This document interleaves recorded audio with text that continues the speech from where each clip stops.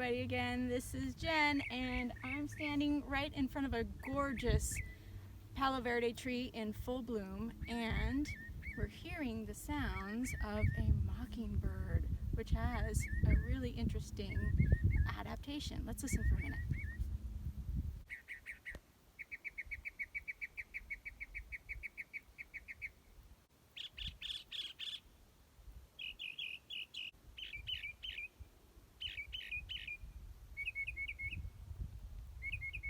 So the mockingbird has the unique ability to mimic the sounds and the songs of other birds and even the sounds of other animals, which allows it to adapt to different situations and different habitats.